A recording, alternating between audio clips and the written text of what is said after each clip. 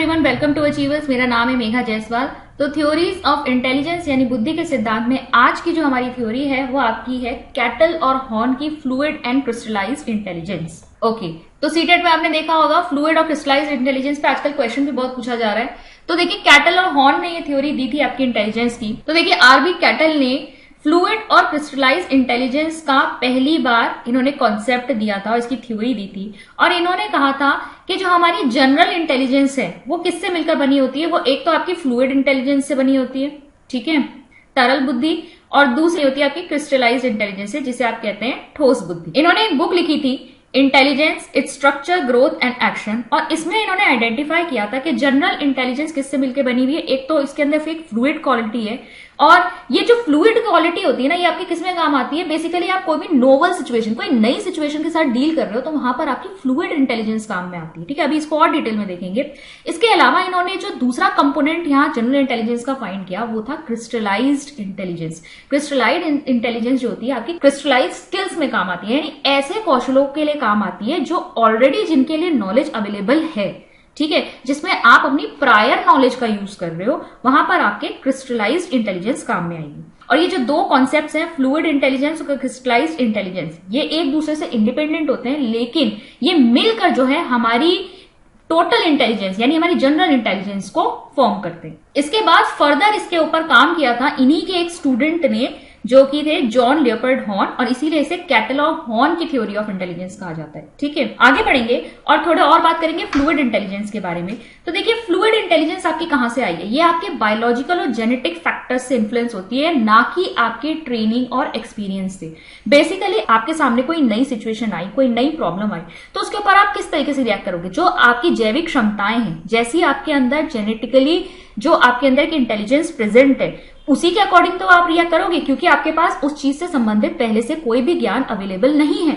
तो आप उस समय सिर्फ और सिर्फ अपने जो आपकी जैविक क्षमताएं हैं, जो आपकी बायोलॉजिकल एबिलिटीज है, जो आपका जनरल इंटेलिजेंस उस समय आपके पास उपस्थित है, ठीक है, आपके जेनेटिक फैक्टर्स की वजह से आपके अंदर जितनी बुद्धि है, उसका इस्तेमाल करते हुए आप जो है उस नोवल सिचुएशन को अप्रोच करोगे या उस प्रॉब्लम को अप्रोच करोगे। यहां पर आपकी ट्रेनिंग या आपका कोई भी एजुकेशन या जो आपके पास नॉलेज है, यहां पर वो काम आने वाली नहीं है। आपको कुछ यहां पर आपको नया ही सीखना है, एक तरह से देखा जाए तो used in facing new and strange situations requiring adaptation. अब आपको क्या करना पड़ेगा, अडेप्ट करना पड़ेगा, क्योंकि सिचुएशन नई है, उसके अकॉर्डिंग आपको अपने व्यवहार में कुछ ना कुछ परिवर्तन लाना पड़ेगा, उसके अकॉर्डिंग अडेप्ट होना पड़ेगा। कॉम्प्रिहेंशन, चीजों को समझना, जो नई सिचुएशन आई है, जो नई प्रॉब्लम आपके सामने आई, पहले आपको उसे समझना भी तो पड़ेगा, तभी तो आप उसके सॉल्यूशन तक पहुंचोगे।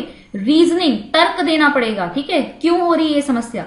प्रॉब्लम सॉल्विंग एटीट्यूड वहां पर आपका होना चाहिए, एंड आइडेंटिफाइंग रिलेशनशिप्स। तो इस तरह की चीजें यहां पर काम आएंगी आपकी फ्लूइड इंटेलिजेंस को यूज करते वक्त, ठीक है।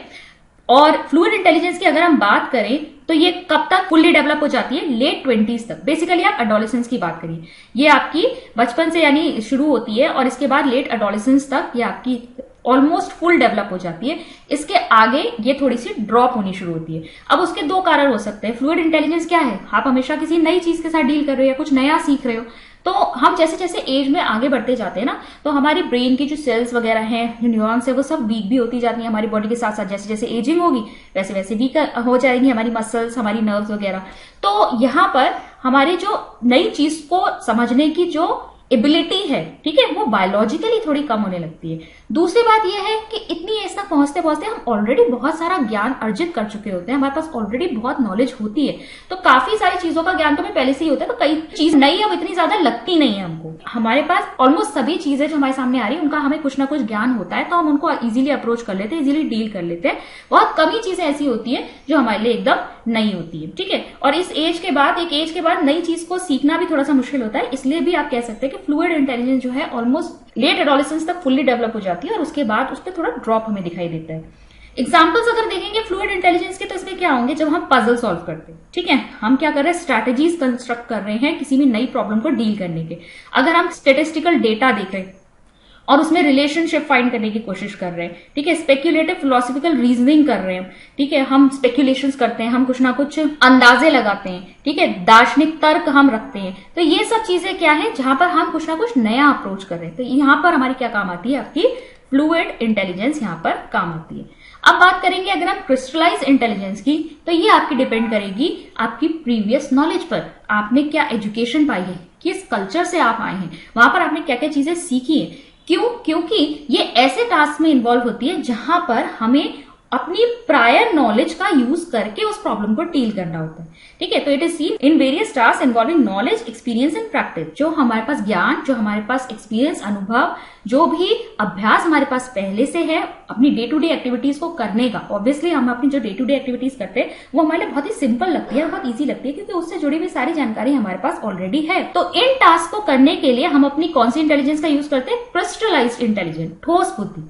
बेसिकली आप देखेंगे जो हमारी फ्लूइड इंटेलिजेंस है ना भाई, फ्लूइड इंटेलिजेंस में आप किसी नई सिचुएशन को अप्रोच कर रहे थे, ठीक है, नई सिचुएशन को आपने अप्रोच किया और जब आप उसे सीख गए तो यही आपकी किसमें कन्वर्ट हो गई?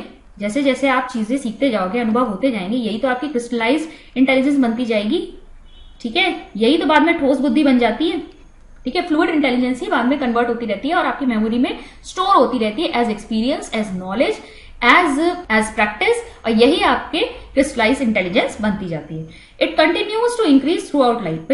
जितना समय तक आप सीखते जाओगे, आप जितने समय तक जियोगे, आप कुछ जो भी चीजें सीख रहे हो वो सब आपकी मेमोरी में स्टोर होता जा रहा है। तो ये सब क्रिस्टलाइज इंटेलिजेंस बनती जा रही है। तो ये आपका जो एक कंटेंट है ये हमेशा बढ़ता ही रहेगा। ठीक है, तो crystallise intelligence throughout life आपकी इंक्रीज होती रहती है। एग्जांपल्स देखेंगे तो क्या है यहाँ पर, जैसे कि जब आप हिस्टोरिकल इवेंट्स को रिकॉल कर रहे होते, किसी डेट को याद करोगे, ये पर्टिकुलर इवेंट जो है ये कौन सी तारीख को हुआ था, या ज्योग्राफिकल लोकेशंस, किसी का घर आप याद करोगे, यार इसका घर कहाँ था, कौन सी सड़क पे, कौन सी गली में था। ठीक है, अगर एक की जो वोकेबुलरी होती है, वोकेबुलरी आपकी वही है जो आपके दिमाग में ऑलरेडी स्टोर्ड है। ठीक है, कितने शब्दों का आपको ज्ञान, आपका शब्दकोश कितना बड़ा है।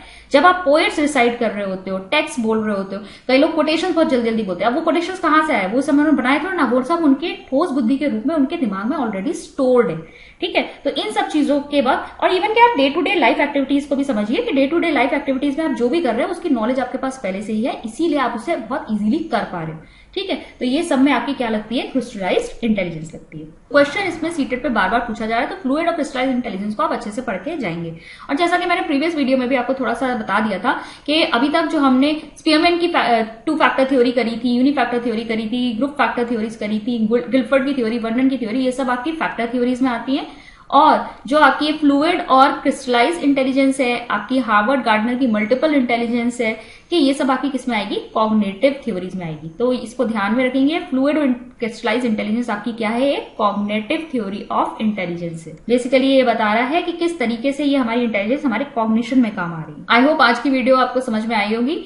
अगर आपने अभी तक इस चैनल को सब्सक्राइब नहीं किया है तो इस चैनल को सब्सक्राइब कर लीजिए और बेल आइकन को टैप कर लीजिए, जिससे मेरे सभी वीडियोस की नोटिफिकेशन आपको टाइम से मिल सके। इंटेलिजेंस की प्लेलिस्ट का लिंक आपको नीचे डिस्क्रिप्शन बॉक्स में मिल जाएगा। बहुत सारे वीडियोस अपलोड हो चुके हैं, आप उनको भी चेक कर सकते हैं। इसके अलावा अगर आप हमसे जुड़ना चाहते हैं, हमारे कोर्स परचेज करना चाहते हैं, तो आप हमारी ऐप को भी डाउनलोड कर सकते हैं, जिसका लिंक नीचे डिस्क्रिप्शन बॉक्स में आपको मिल जाएगा। वहां पर जाकर आप हमारे कोर्स को देख सकते हैं। सीटेट के लिए स्पेशल कोर्स इस समय चल रहा है, टारगेट सीटेट पेडागोजी। वहां पर जाकर आप डेमो लेक्चर्स देखिए और फिर डिसाइड कीजिए आपको एक कोर्स परचेज करना है या नहीं। मैं मिलती हूँ आपसे नेक्स्ट वीडियो में। Thank you.